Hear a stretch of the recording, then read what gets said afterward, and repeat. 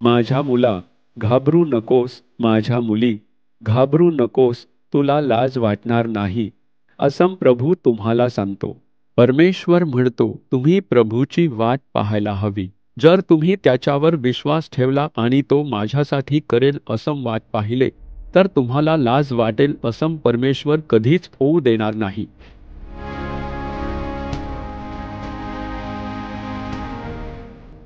माझ्या प्रियांनो, येशू ख्रिस्ताच्या नावाने तुम्हा सर्वांना माझ्या प्रेमपूर्वक शुभेच्छा. आपल्याला एका नवीन महिन्याच्या पहिल्या दिवशी पोहोचण्याची परमेश्वराने आपल्यावर कृपा केली. प्रभूला धन्यवाद. प्रत्येक महिन्यात प्रभू आपल्याला एक वचन देतो, आपल्याला प्रोत्साहित करतो, बळ देतो आणि त्या वचनानुसार आशीर्वाद देऊन मार्गदर्शन करतो. हे आप अनुभवत आलो आहोत. या महिन्यासाठी प्रभूने कोणते वचन ठेवले आहे हे जाणून घेण्यासाठी तुम्ही उत्सुकतेने वाट पाहत आहात.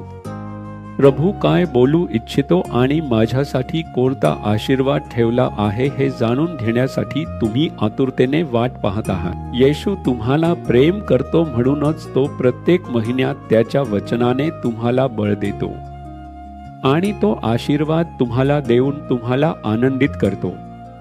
मी जिथे जिथे जातो खूप लोक तिथे सांगतात, प्रत्येक महिन्यात माझ्या परिस्थितीनुसार देव जो वचन देतो ते पाहून मला आश्चर्य वाटते.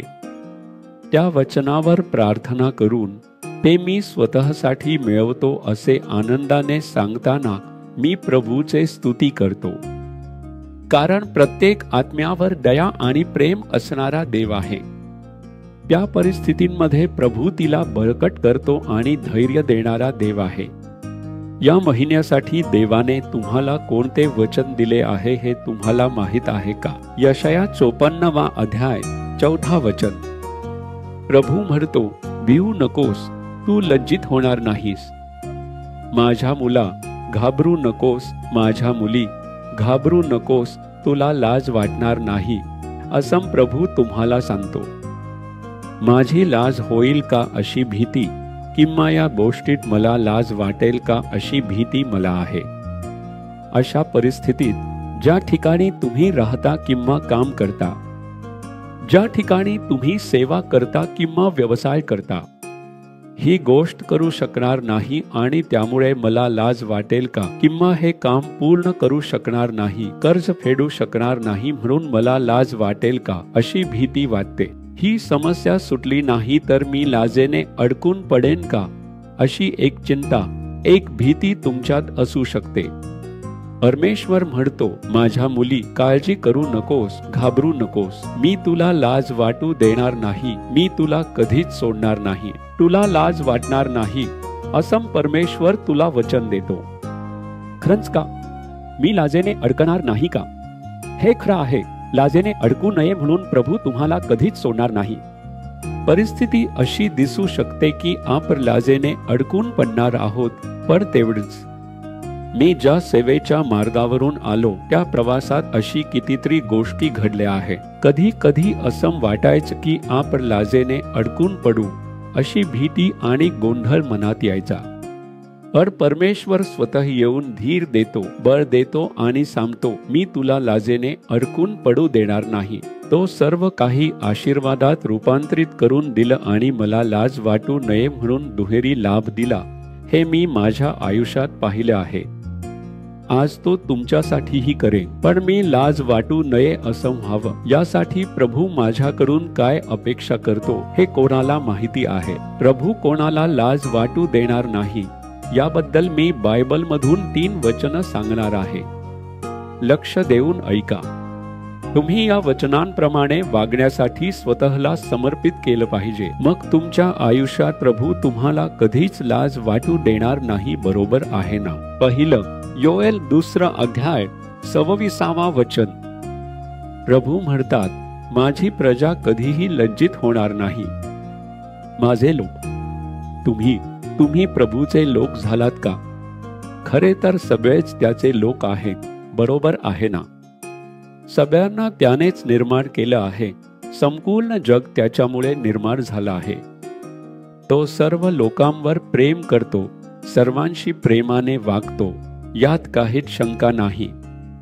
पण त्याचे स्वतःचे लोक म्हणजे कोण? पापातून वळून तारण मिळवून त्याच्याशी एकरूप होऊन जगणारेच त्याचे लोक आहेत. आता परमेश्वर एखाद्या दारू पिणाऱ्या माणसावर प्रेम करू शकतो, पण तो माझा लोक, माझं मूल आहे असं परमेश्वर म्हणू शकेल का? दारू पिणारा देखील तुमचे मूल आहे असं वाटते का? लाच घेणारा, हसवणूक करणारा चोर, त्याच्यावरही येशू प्रेम करतो. तो त्याने आपला पाप सोडून परत यावं असे इच्छितो, पण त्याला जाऊन तो माझा मुलगा, माझं मूल असं म्हणता येईल का? नाही, असं म्हणता येणार. माणूस आपलं पाप सोडून येशूशी एकरूप होऊन आपलं जीवन त्याला अर्पण करतो, त्यालाच देवाचे लोक, देवाची मुले असं म्हणता येईल. मग तुम्ही त्या अनुभवात आलात का? तुम्ही प्रभूंना स्वतःना अर्पण केलं आहे का? येशू तुमच्यात वास करतोय आणि तुमच्या सोबत आहे का हे विचारून पहा. तुम्ही त्याची मुले, त्याचे लोक असाल तर तो तुम्हाला कधीही लाजिरवाणं होऊ देणार नाही. कधी कधी असं वाटते की लाज येईलच. माझ्या ओळखीची एक बहीण आहे, एक ख्रिश्चन कुटुंब, भाऊ आणि बहीण, त्यांना एक तरुण मुलगी आहे. प्रभूच्या कृपेने त्यांच्याकडे चांगली सोय, चांगली कमाई, सगळं काही होते. ते प्रभू येशूला स्वीकारून प्रभूची मुले म्हणून जगणारे एक कुटुंब होते. त्या कुटुंबात त्यांच्या मुलीसाठी त्यांनी सगळं काही साठवून ठेवलं होते. मुलीच्या मालमत्ता, दागिने, तिला लागणाऱ्या सर्व गोष्टी. त्यांनी लाखो रुपये साठवून ठेवले आणि मुलीला चांगलं आयुष्य मिळावं म्हणून तिच्या लग्नासाठी खूप प्रयत्न केले. 5 वर्षे प्रयत्न करूनही काहीच जुळून आलं नाही. वय 30च्या पुढे गेलं आहे. आता नातेवाईक सगळे विचारायला लागले आहेत, कधी होणार तुमच्या मुलीचे लग्न? लग्नाचं वय सगळं निघून गेले. हे लोक खूप प्रयत्न करत आहेत, पण काही जमत नाही. प्रयत्न करत आहेत, पण यश येत नाही. सगळं आहे, सर्व सुविधा आहेत, सगळं एकत्र करून ठेवले, पण काहीच जुळून येत नाही. यामुळे लाज वाटण्यासारखी परिस्थिती निर्माण झाली आहे. म्हणूनच मुलीला घेऊन कुठल्याही लग्नघरात किंवा पाहुण्यांच्या घरी जातच नाही. गेल्यावर लगेच हेच विचारतात. लाजून मान खाली घालून उभं राहावं लागतं, कारण वय निघून गेले. त्यामुळे त्यांना खूप भीती वाटते. जेव्हा केव्हा निराशा, अशी भीती किंवा गोंधळ येतो, तेव्हा लगेच गाडी घेऊन नालुमावडीला येतात. इथे येऊन ओझ्याने आणि डोळ्यात पाणी घेऊन बसतात. मी आणि माझी पत्नी त्यांना धीर देतो आणि सांगतो की देव तुम्हाला कधीच लाज आणू देणार नाही. तुम्ही देवावर किती प्रेम करता, मग तो आपल्या मुलांना लाज आणू देईल का? असं सांगून त्यांना धीर देतो, प्रार्थना करतो आणि मग त्यांना पाठवतो. हे अनेक वेळा घडले आहे. त्या नात्यात लाज वाटेल का अशी चिंता असताना देवाने एक चमत्कार केला. देवाने एक चांगला वर आणला आणि लग्नाची व्यवस्था सुरळीत झाली. जेव्हा ते लग्नाचं आमंत्रण घेऊन आले, तेव्हा त्यांनी सांगितलं की देवाने आम्हाला लाज आणू दिली नाही. सगळेजण आमच्यावर हसत होते आणि प्रश्न विचारत होते. त्यांच्यामध्ये देवाने आम्हाला लाज आणू नये म्हणून एक चांगला मुलगा आम्हाला दिला आहे. आणि लग्न झाल्यावर त्यांनी सांगितलं, आम्ही एक जावयासाठी प्रार्थना केली होती आणि देवाने आम्हाला एक मुलगा दिला आहे. इतका प्रेमळ, इतका उत्तम मुलगा आम्हाला देण्यासाठीच देवाने इतके दिवस उशीर केला आहे, असं त्यांनी सांगितलं. पहा, परमेश्वराने आम्हाला लाज आणू दिली नाही. त्याच ठिकाणी देवाने त्या लग्नाला गौरव दिला आणि ज्यांनी आमच्यावर निंदा केला त्या नातेवाईकांमध्येच देवाने आम्हाला उंचावले. तो तुमच्यासाठीही हेच करेल. तो तुम्हाला कधीच लाजिरवाण होऊ देणार नाही. घाबरू नका. मुलं नाहीत म्हणून तुम्ही लाज वाटण्याचा अनुभव घेत आहात का? नोकरी नाही म्हणून लाज वाटेल का अशी भीती तुम्हाला वाटते का? कर्जाच्या समस्येमुळे लाजिरवाण होईन अशी चिंता तुम्ही करताय का? कशातही प्रभू सांगतोय, घाबरू नकोस, मी तुला लज्जित होऊ देणार नाही, असं प्रभू तुमच्याकडे पाहून सांगतोय. पण तुम्ही त्याचे लोक असले पाहिजे. त्याच्यासमोर समर्पित व्हा. प्रिय जीवन जगायला स्वतःला अर्पण करा. परमेश्वर तुमच्यासाठी चमत्कार करेल. दुसरे, रोमकरांस पत्रातील 10व्या अध्यायातील 11व्या वचनात म्हटले आहे, परमेश्वरावर विश्वास ठेवणारा कोणीही फजित होणार नाही. जो परमेश्वरावर विश्वास ठेवतो, जो प्रभू येशू ख्रिस्तावर विश्वास ठेवतो, तो कधीही लाजणार नाही. म्हणून तुम्ही विश्वास ठेवायला हवा. प्रभूवर एक विश्वास, एक उत्कट विश्वास असायला हवा. एक खरा विश्वास असायला हवा. तेव्हा तुम्ही कधीही लाजणार नाही. प्रभू तुमच्यासाठी चमत्कार करतील. होय प्रिय मित्रांनो, अनेक जण परिस्थिती पाहून आपला विश्वास गमावतात. आता पुढे काहीच होणार नाही, एवढंच माझं आयुष्य संपलं असं वाटणारे अनेक जण आहेत. पण जर तुम्ही विश्वास सोडला नाही आणि ठाम राहिलात तर प्रभू तुम्हाला कधीही लाजू देणार नाही. नक्कीच दुहेरी आशीर्वाद मिळेल. पहा, मला एक तरुण भाऊ माहित आहे. त्याने +2 परीक्षा दिली. मार्कलिस्ट सुद्धा आली आहे. कॉलेजमध्ये येऊन त्याने आवडत्या कॉलेजमध्ये प्रवेश घेण्यासाठी काही कॉलेजेसना अर्ज केला होता. आता दिवस जात आहेत. प्रत्येक यादी सोडत आहे. मग कोणाला तरी नोकरी मिळाली. त्यांनी काउन्सिलिंगला जाऊन कॉलेजमध्ये प्रवेश घेतला. कॉलेजेस पुन्हा सुरू झाली आहेत. पुन्हा उघडून चालू आहेत. या तरुणाला विचारले, तू अर्ज वगैरे सगळं भरले ना? मग काय झाले? तेव्हा तो म्हणाला, नाही, मला नाव जेव्हा येईल तेव्हा मी येऊन माझ्या आवडत्या कॉलेजमध्ये प्रवेश घेईन असं मी सांगितले आहे. येईल येईल असं म्हणता तिथे काउन्सिलिंग वगैरे सगळे संपून गेले. तुझ्यासोबत शिकणारे सगळे कॉलेजमध्ये शिकायला सुरुवातही केली. 1 महिना जवळजवळ उलटून गेला आहे. अजून थोडेच बाकी आहे. तुझे शिक्षण या वर्षी संपले असं समज. असं काही नाही. मी तर येशूवर विश्वास ठेवतो. त्यांनी माझ्यासाठी आधीच तयारी करून ठेवली आहे. तेच सर्वात उत्तम असेल. थोडं उशीर झाला तरी ते मला सर्वोत्तम देतील हे मला माहिती आहे. मी त्यांच्यावर विश्वास ठेवतो. परिस्थिती कशीही असली तरी ते माझ्यासाठी एक मार्ग उघडतील.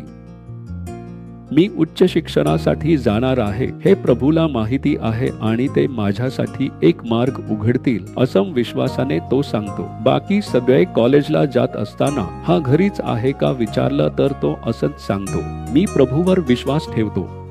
आता कोण विश्वास ठेवणार? नातेवाईक, शिक्षित लोक सगळेच म्हणतात, तू काय मूर्ख आहेस का? कॉलेज सगळीकडे पुन्हा सुरू झाले. सगळेच शिकायला लागलेत. अजूनही तू म्हणतोस की येशू तुला कॉलेजमध्ये जागा देईल. काहीतरी वेगळं प्रयत्न कर. काहीतरी ट्राय कर. नाही नाही, मी ज्या अभ्यासक्रमासाठी शिकायचे ठरवले, ज्या कॉलेजसाठी अर्ज केलाय, त्यासाठी मी विश्वासाने आणि आशेने आहे. मी प्रभूवर विश्वास ठेवतो असं तो म्हणाला. ठीक आहे, हा एक मूर्ख मुलगा आहे. काहीतरी प्रभूवर विश्वास ठेवतोय असं म्हणतो. कॉलेज वगैरे सगळं आता वर्गात सुरू झाले आणि चालू आहे असं सांगितले. कॉलेज सुरू होऊन 3-4 आठवडे झाले होते. अचानक त्यांना एक कॉल आला. 2 प्रसिद्ध कॉलेजमधून त्याला आमच्या कॉलेजमध्ये येऊन प्रवेश घ्या असं आमंत्रण आलं. लज्जित न होता दुप्पट आशीर्वाद मिळेल असे प्रभूने सांगितले आहे. आता ही दोन्ही उत्तम कॉलेज आहे. कोणतं निवडावं याचा गोंधळ झाला. देवा, तू किती चांगला आहेस. सगळ्यांनी माझी थट्टा केली. मी लाजून मागे हटेन असं इतर लोकांनी, कुटुंबियांनी विचार केलं. पर मी तुझ्यावर विश्वास ठेवला. प्रभू मला कधीच लाजिरवाना करणार नाही असं सांगितलं. 2 कॉलेजमधून मला प्रवेश मिळवून दिलास. यापैकी कोणत्या कॉलेजमध्ये मी शिकावं असं तुला वाटते ते मला दाखव असं प्रार्थना करायच्या इतका प्रभूने अद्भुत काम केले. पहा, त्या मुलाने प्रवेश घेतला, शिकला आणि त्याला आवडणाऱ्या विषयात प्रभूने मार्ग उघडून आशीर्वाद दिला. हे कसं घडलं आपल्या डोळ्यांसमोर हे एक आश्चर्यच आहे. हे सर्व प्रभूनेच घडवून आणलं. जे अशक्य आहे ते शक्य करणारा तोच देव आहे. जिथे मार्ग नाही तिथे मार्ग उघडणारा तोच प्रभू आहे. तो म्हणतो, माझ्या मुला, तू कधीच लाजणार नाहीस. माझ्या मुली, तू कधीच लाजणार नाहीस. तू घाबरू नकोस. पर परिस्थिती पाहून घाबरू नकोस असं प्रभू तुम्हाला पाहून सांगतो. मग तुम्ही त्याचे लोक व्हायला हवे, त्याच्यावर विश्वास ठेवायला हवा. कारण इब्री 11:6 सांगितलं आहे, विश्वासाशिवाय त्यास संतोषवणे अशक्य आहे. प्रभूवर पूर्ण मनाने विश्वास ठेवायला हवा. प्रभू माझ्यासाठी हा मार्ग उघडे, प्रभू माझ्यासाठी हे कार्य पूर्ण करे, प्रभू या कार्यात माझ्या गरजा पूर्ण करे. प्रभूवर विश्वास ठेवायला हवा. माझ्यात धैर्य आहे, सामर्थ्य आहे, आशा आहे. मी मार्क्सही मिळवले आहेत, माझ्यात कौशल्य आहे, त्यांनी मदत करणार असल्याचं सांगितलं आहे.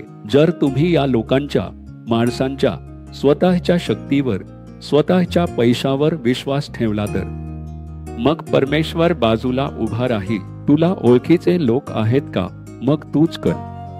तुझ्याकडे खूप पैसे आहेत ना? मग ते वापरून यश मिळव. तुला खूप ज्ञान आहे, अनुभव आहे असं वाटते ना? मग ते करून दाखव असं तो म्हणे. कधी आपण पूर्णपणे शरण जाऊन त्याच्यावर पूर्ण विश्वास ठेवतो. प्रभू, तुमच्याशिवाय मी काहीच करू शकत नाही. मी कितीही शिकलेलो असलो, कितीही मार्क्स मिळवले असले, मला ओळखीचे मोठे लोक असले तरी तुम्हीच माझ्यासाठी सर्व काही आहात. तुम्ही नसताना माझ्या आयुष्यात काहीच घडू शकत नाही. मी तुमच्यावर विश्वास ठेवतो. जेव्हा आपण त्याच्यावर पूर्ण विश्वास ठेवतो तेव्हाच प्रभू आपल्याला लाज येऊ नये म्हणून चमत्कार करू शकतो. म्हणून तुम्ही परमेश्वरावर कसा विश्वास ठेवला आहे हे विचार करा आणि आजच स्वीकारा. तिसरी एक गोष्ट म्हणजे यशया 49 अध्याय 23 वचन बघा. यशया 49 अध्याय 23 वचनात परमेश्वर म्हणतो, मीच परमेश्वर आहे, जे माझ्यावर विश्वास ठेवतात ते लाजवले जाणार नाही. असे तो म्हणतो. माझ्यावर विश्वास ठेवणाऱ्यांना प्रभू सांगतो. म्हणूनच आपण परमेश्वराची वाट पाहायला हवी, घाई करू नये. मी खूप वर्षांपासून वाट पाहतोय, काहीच घडत नाही.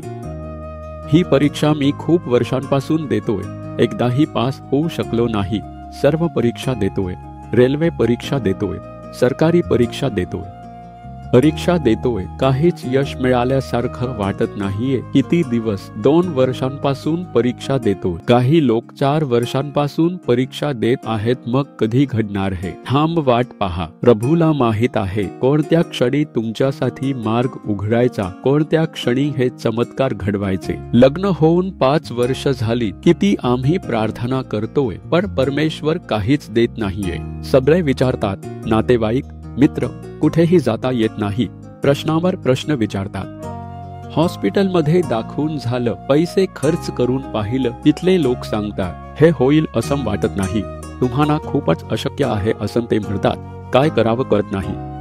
यासाठी यापेक्षा जास्त लाखो रुपये खर्च केले. ठीक आहे, दोष आहे असं म्हणाले, तेही दूर केलं. दोष आहे, वेळ योग्य नाही, तुम्ही हे करायला हवे, ते करायला हवे, तुम्ही येऊन उपाय करायला हवा.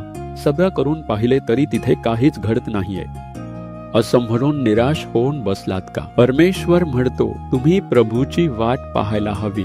जर तुम्ही त्याच्यावर विश्वास ठेवला आणि तो माझ्यासाठी करेल असं वाट पाहिले तर तुम्हाला लाज वाटेल असं परमेश्वर कधीच होऊ देणार नाही. तुम्ही जिथे आहात तिथे इतर लोकांमध्ये तुम्हाला लाज वाटू नये आणि अभिमानाने डोकं वर ठेवून चालता यावं म्हणून तो तुमच्यासाठी चमत्कार करेल. म्हणून वाट पाहायला हवे.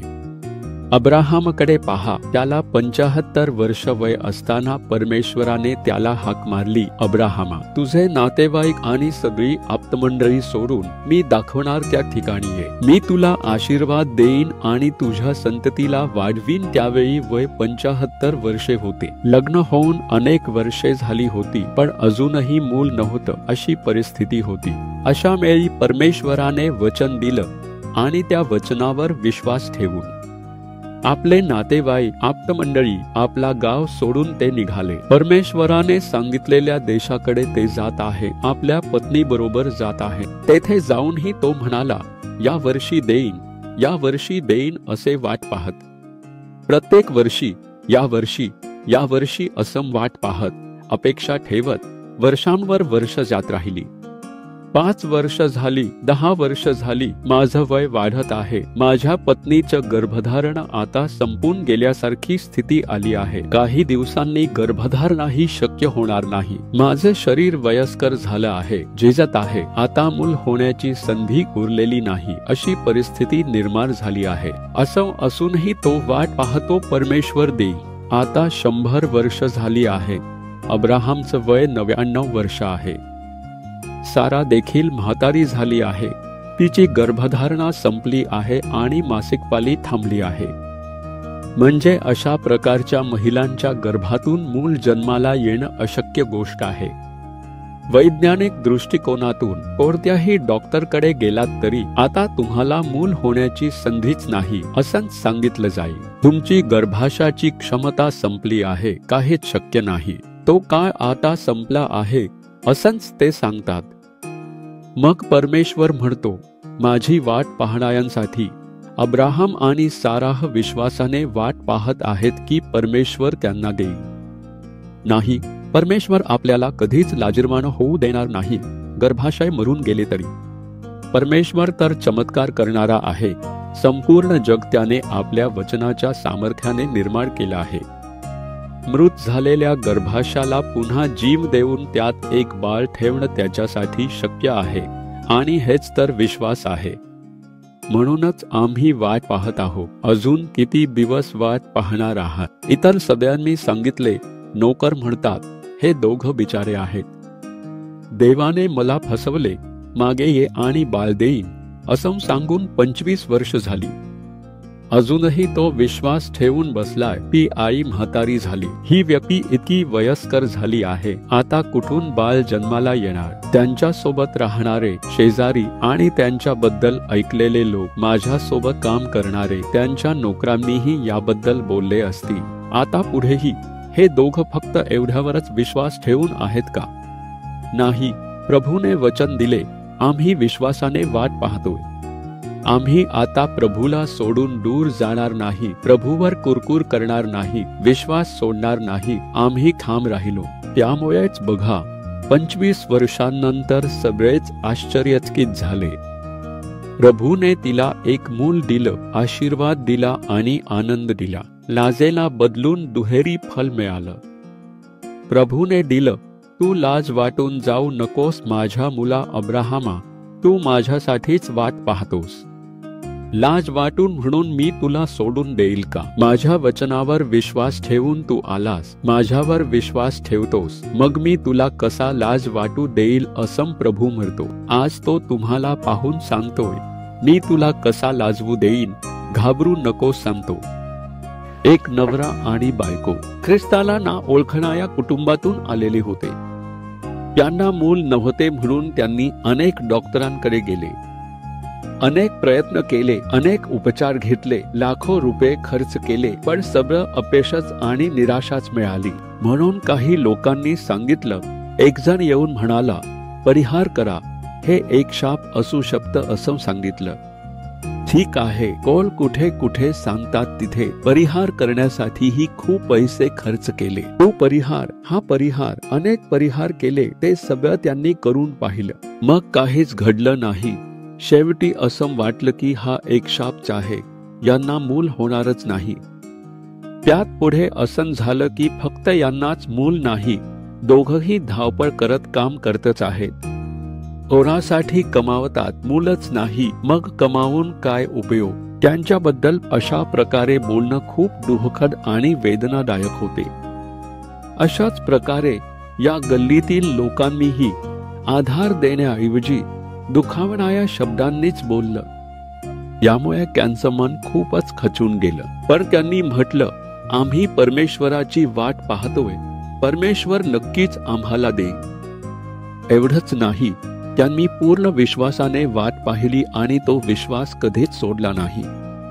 रोमकरांस 4:19 पासून वाचताना अब्राहम कधीच विश्वासात दुर्बल झाला नाही. तो खूपच मजबूत होता. फक्त तोच नाही, तो सुमारे 100 वर्षांचा असता त्याने आपल्या निर्जीव शरीराकडे व सारेच्या उदराच्या वांझपणाकडे लक्ष दिले नाही. त्याने त्या गोष्टींचा विचारच केला नाही. माझं शरीर मृतवत झाले, साराचा गर्भही मृतवत झालाय, म्हणजे मूल होण्याची शक्यता नाही. तो विचार मनातून काढला. काही वेळा येशूच्या नावाने विचारांना हाकलले, पण त्या विचारातच सैतान म्हणतो, आता तुझं काहीच होणार नाही, आता तुला कधीच मूल होणार नाही, तुझं आयुष्य असंच अपमानात आणि निंदा सहन करत जाईल, यातच तुला जगावं लागेल, काहीच करता येणार नाही, इतकी वर्ष झाली, एवढंच तो सांगतो. पण देवाच्या वचनाविषयी अविश्वासाने संशय धरला नाही. तो विश्वासात स्थिर असल्यामुळे देवाला गौरव देत होता. त्याची पूर्ण खात्री झाली की देव आपले अभिवचन पूर्ण करण्यासही तो समर्थ आहे. देवाला महिमा देत विश्वासात मजबूत राहिला आणि वाट पाहिली. मी विश्वास ठेवतो परमेश्वर नक्कीच देईल असे. त्या प्रतीक्षेचा परिणाम असा झाला की परमेश्वराने अब्राहामच्या विश्वासाला फळ दिलं.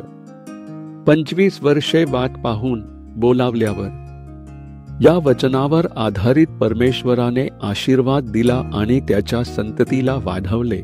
आज त्या संततीतूनच इस्रायल निर्माण झाला. ते संपूर्ण राष्ट्रच त्याच्यामुळे, त्याच्या संततीतूनच निर्माण झालं, हे पाहिले का?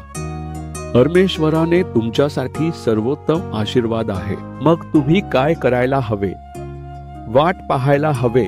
विश्वास सोडू नका, मागे हटू नका, निराश होऊ नका. परमेश्वर देतील या विश्वासाने संयमाने वाट पहा. परमेश्वर तुम्हाला नक्कीच देतील. पहा, या कुटुंबाने येशूविषयी ऐकून प्रार्थना करायला सुरुवात केली.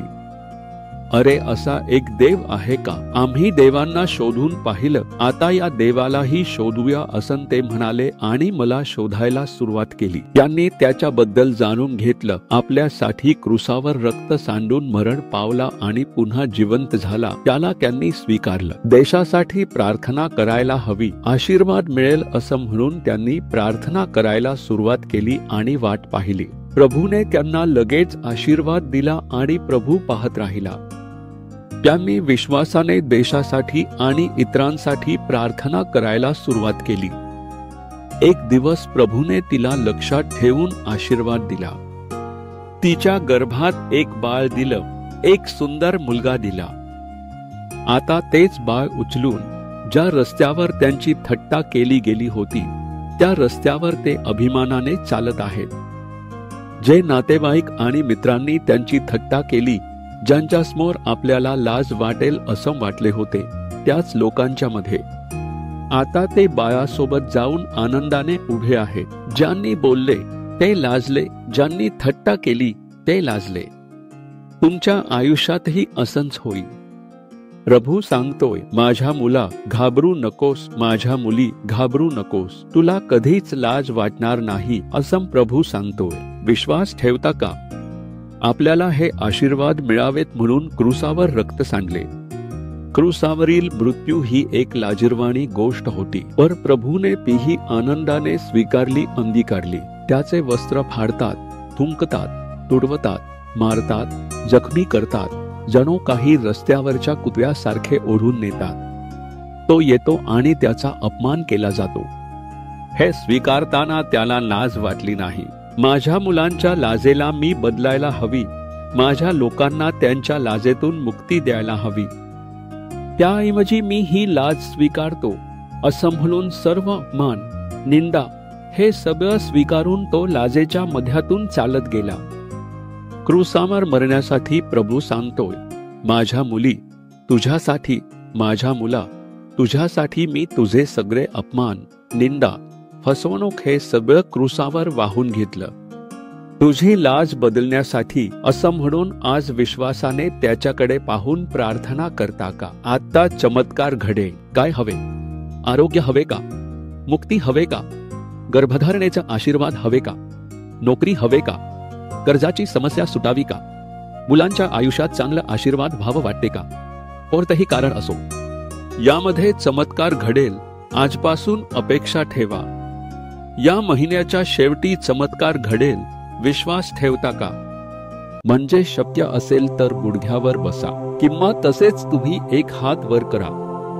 येशू, ही वचनबद्धता माझ्यासाठी आहे, ही वचनबद्धता आमच्यासाठी आहे. मी यावर विश्वास ठेवतो, मी विश्वास ठेवतो. आम्ही कधीही लाजणार नाही. आता मी घाबरणार नाही, निराश होणार नाही. आम्ही कधीही लाजणार नाही. दुप्पट आशीर्वाद येईल. मी तुझ्यावर अवलंबून आहे. तुझा मूल म्हणून राहायला स्वतःला अर्पण करतो. मी तुझ्यावर विश्वास ठेवतो. तुझ्यासाठी मी वाट पाहतो. हे चमत्कार माझ्या आयुष्यात, माझ्या कुटुंबात घडावे. प्रभू, जे जे लोक अशा प्रकारे प्रार्थना करत आहेत, त्या मुलांवर तुझा हात ठेव.